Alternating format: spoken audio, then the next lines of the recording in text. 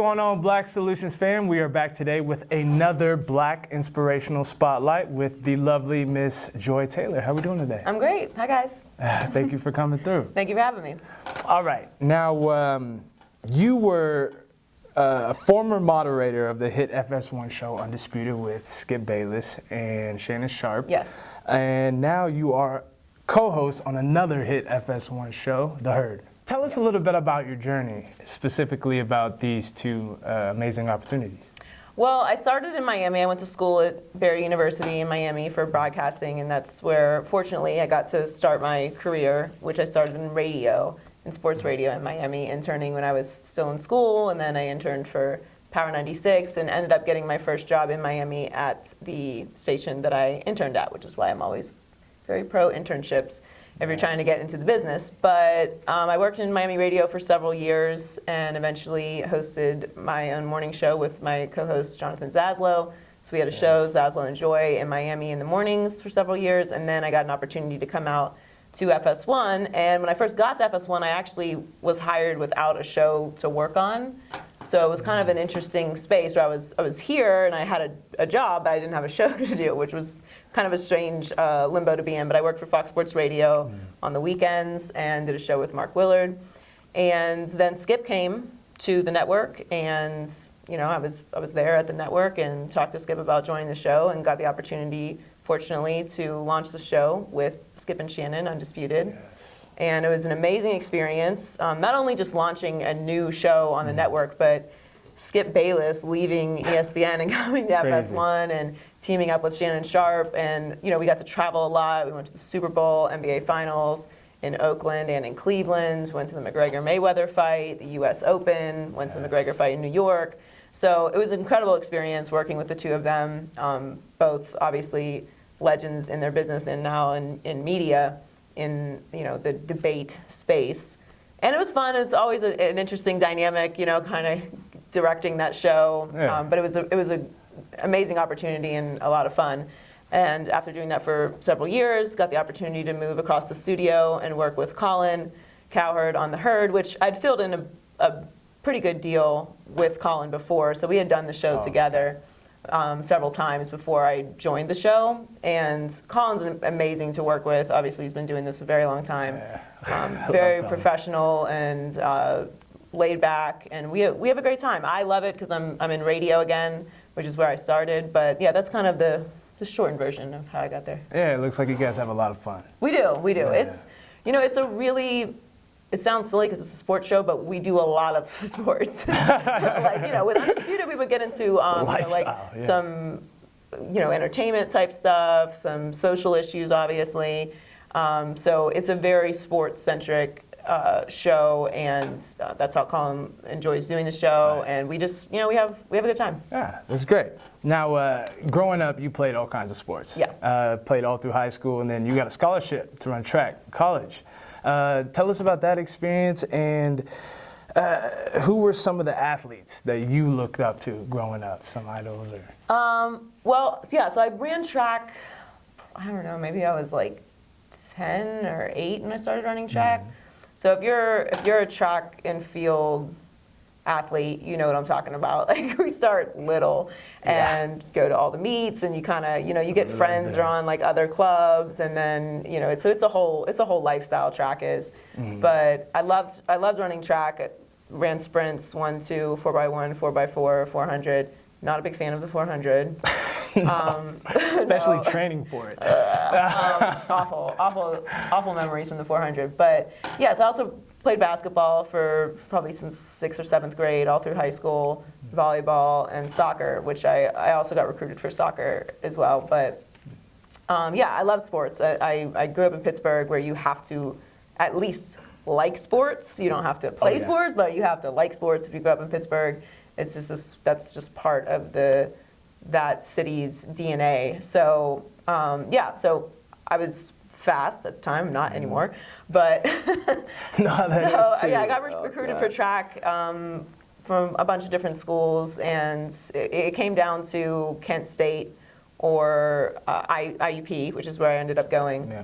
And I loved it the first year. It was a great experience. It was definitely an experience that I look to now in my professional career covering sports and covering college sports on the national level, because I was not cut out for that life. That is a lot of commitment and hard work. Yes. And not that I'm afraid of hard work, but it's a different kind of hard work. It is. Yeah. And like, getting up at 6 o'clock, getting to class at 6 o'clock in the morning when there's snow on the grounds, and you're a college student and you've got papers due, and then you have to go to practice for 3 hours, and then you've got to go to the required weight room, and then you have to go to study tables, and you're on a meal plan, and the meal plan isn't really a lot. It's a little different now, but so it's really a lifestyle commitment to play college sports, which I respect, because I just wasn't good enough to make the Olympics, and I wasn't trying to be a personal trainer, coach or something like that. So long term, I didn't have the desire and competitive rage that I had when I was in high school. So I was like, this isn't for me. I'm glad I had this experience, but I'm not going to continue running. So I only ran for a year, but I did get to go through the whole recruitment process and going on trips and meeting with coaches and all that, which is an experience I appreciate now, because I know what college kids go through when they go through the recruitment process, and just how much time and effort it goes into being a great college athlete. Yeah. Do you have any athletes that you looked up to growing up? Yeah, so I loved FloJo.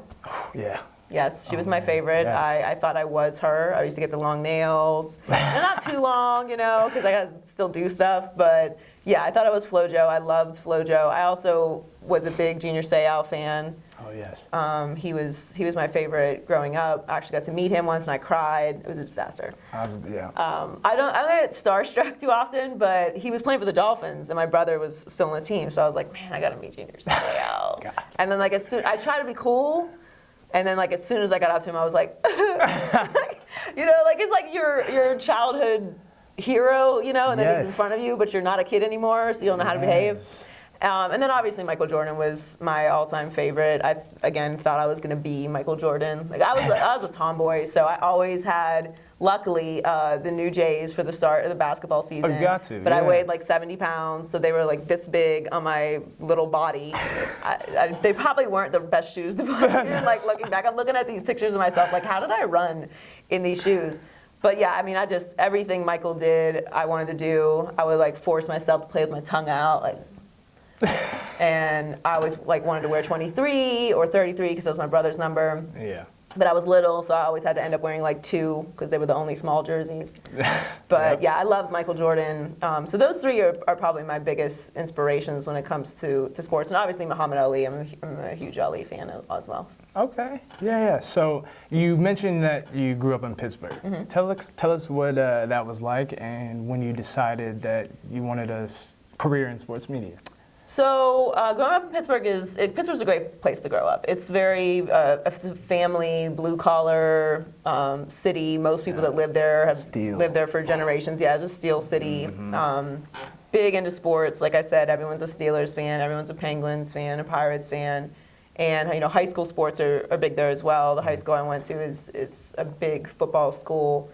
So Friday nights are, everybody goes to the game, and you got to get involved, and your parents work in the concession stand, everybody's doing something. So, I love Pittsburgh. I still have a lot of family that's in Pittsburgh and friends from Pittsburgh, so I try to go back a couple times a year. Mm. But I knew I wanted to get into media actually at a really young age. And, we all kind of wander around in what we think we want to do, to be the president and an astronaut. Oh, yeah, astronaut, exactly. Yeah, well, I loved Mae Jemison, so I did think I was going to be an astronaut. And then I was like, oh, you have to be a scientist to be an astronaut. Whoa. I don't think that's for me. But eventually, if I get enough money and they do those space tours, I'm going to try and get on one of those. I think Elon Musk is working on one of those, right? Yeah, I think so. I'm going to look into that. I do want to go to space eventually. That's on the bucket list. It's like Uber. That's going to happen. Uber to space. Yeah, Uber to space. Yeah, I tell people that I'm not into that. You want to go to space? I think it'd be cool, but when it get down to the time to do it, I think I might get really nervous and be like, no, I'm good. Yeah. I'm gonna go for it. But, so I knew I wanted to be in media at a young age because my dad got us this super old video camera from the Goodwill. And you remember the ones that had, like, you literally put the VHS tape in? So young people don't know what I'm talking about. I'm still, like, relatively young, but literally you put, it was like this big, and you put the tape in. So every time we'd go to, like, the dollar store or something, I'd, like, beg my mom, like, can we get a new tape? You know, because you keep recording over the tape, and then it gets, like, scratchy, and you can't We got to see get a it. hold of all those. You can't rewind it. I mean, there's somewhere. You can't rewind it too much, and it's, like, the picture starts getting bad. Anyway, we used to do, like, news reports from my bedroom. So we'd build, like, a desk and hang some sheets up over the closet to, like, make a set, and, you know, you'd have the hairbrush, like, it's Joy Taylor reporting, blah, blah, blah. So yeah, so I guess this was probably what I was always supposed to do, but when I really committed to it in college, I was a psychology major my first year, and then, you know, got out of that. I thought I wanted to work in an asylum. So, nice. Okay. Because I saw Halle Berry in Gothica, which if you've seen Gothica, just don't judge me, okay? Because it's really weird that that's what I took away from that movie. But I love studying psychology. I did my first year as a psychology major, and I went to one of my professors and was like, I really enjoyed your class. How long do I have to be in school before I can, you know, like, be a doctor or work in a, you know, hospital or have my own practice? And he was like, yeah, probably about 12 years. And I was like, say less. Yeah. This is not for me. So I ended up where I was supposed to be, but. Good, yes, it seems like you did, yeah. Yes. Did you have any influences in sports media coming up? Yeah, I mean, obviously, you know, we all love Stuart Scott, Robin Roberts. Yes. I love Al Michaels. Still, like, Al's been on The Herd twice, and I, like, get nervous. I'm like, oh my God, that's Michaels. He does Monday Night Football. So cool. And he's always very nice and very generous. But yeah, so those three were big inspirations for me. Okay. And do you? Obviously, Oprah too, Auntie Oprah. Yes. Can't leave Oprah out, yes. She The all-time greatest. changed the game. Love Oprah, and Howard Stern is a big inspiration for me as well too. I'm very polished, but you know, sometimes we all have a little edge to us, and Howard Stern to me is just like a pioneer for, you know, what you can do if you just don't. You don't always have to follow all the rules, right. And he did not follow any rules. And he went through, you know, a lot of ups and downs in his career, but he ended up just revolutionizing the industry. And now, I mean, Sirius exists because of Howard Stern. Yeah. So, yeah, he's had a lot of inspirations in the business, but those are some that stick out for sure. Nice. Being a former athlete helps you at all? I do. I think a lot of people in the business at some degree played sports, whether it was at high school or into the college level. But yeah, I mean, like I said earlier, like having the experience of being recruited definitely gives you a different perspective, because if you've never played college sports or been recruited, you don't really know what the experience is like. Not that you need to have that to be able to cover the sport. Obviously, you don't. I never played in the NFL, clearly, but I still talk about it every day. But it does change your perspective on things. Like I think being that my brother played, my younger brother played college football as well.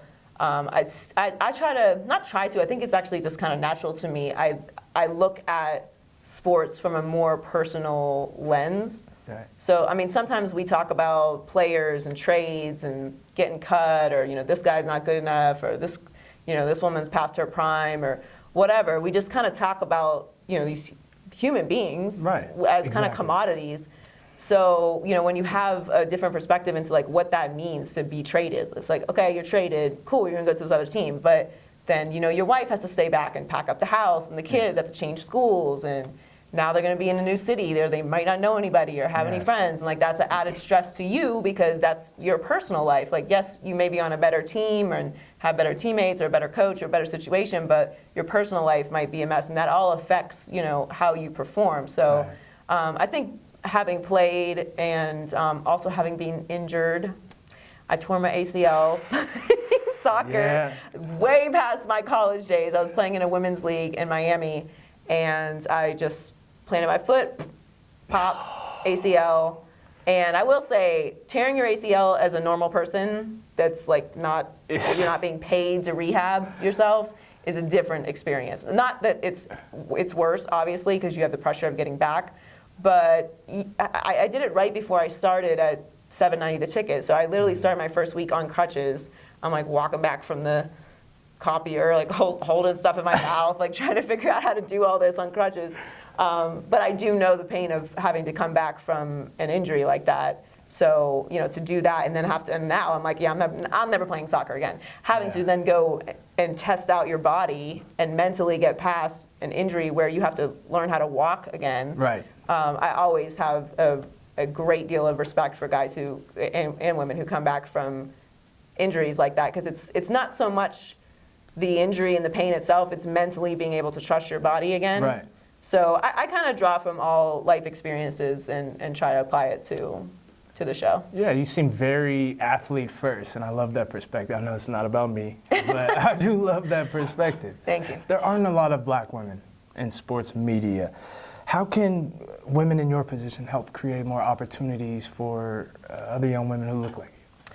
I think it's important that when you get opportunities to hire people or to expand your staff or to recommend people, that you not only have a network of women that look like you to recommend, but that you make the effort to give them opportunities. So it's something that I consciously do. I always want to have a diverse staff on any project that I work on that I have any say over. I think it's important that, when you take a group picture of who's working on, who's on the crew, who's the producers, that everybody doesn't look the same. So, as a black woman in the business, obviously I want to represent everyone in a positive way, but also, how, you're going to represent yourself positively no matter what, because that's what you do. You're a professional. But to give other people opportunities when you have the chance to make those hires or to say, what producer do you want,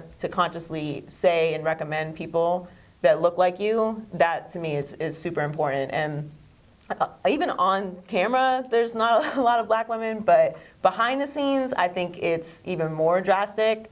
So diversity obviously is super important in everything that we do, but I think it's important in the workplace, especially in media, because 60-70% of the NFL and the NBA is black. So we're covering our people, so there should be representation. So I think it's important. It's something that I consciously try to do in my career as much as I can. And as I grow, it is certainly going to be something that I implement in anything that I do and work on. Nice. And last but not least, what advice do you have for young people trying to tackle this industry and sports journalism, sports media? Well, one, I would say make sure that you really do want to be in this business, because you're not going to make a lot of money for a long time. It's a glamorous business. It's the entertainment business. At the end of the day, we get judged off ratings. We get judged off numbers the same way that a regular television show, a scripted show would. But it's a long way up. And then when you get there, there's even more and different obstacles once you get to where you think you want to be.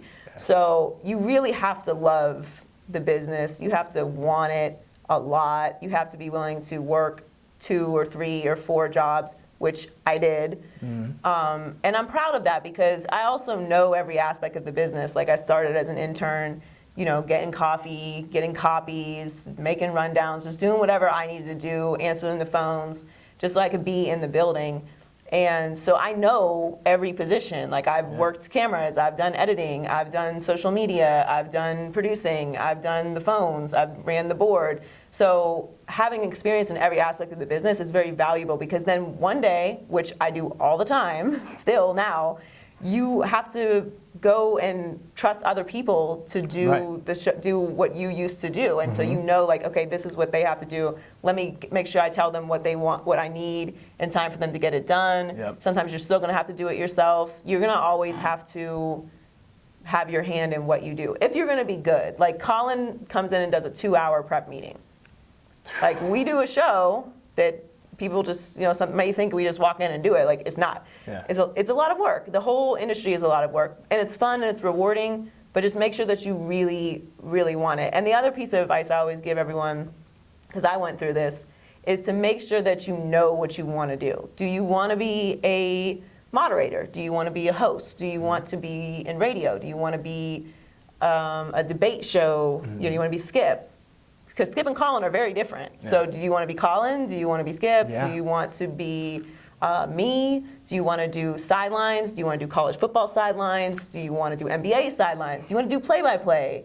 Do you want to be an executive? Do you want to be a reporter in the locker room? It's all so different, and it has a completely different path, and there's different people that you should be talking to. There's different scenes that you should be in. Like, I don't have to go to every NBA game. If you're a reporter, you got to go to every game. Right. You know, there's different skill sets that are involved in doing that. So knowing what you want to do will fast track your career. Like, I can't stress how important that is. And it's okay if you don't know. If you don't know, like, continue to learn as much as you can, continue to network, continue to try and be in the building. But the sooner that you can figure out, this is the person I want to be, or maybe what you want to do doesn't exist yet.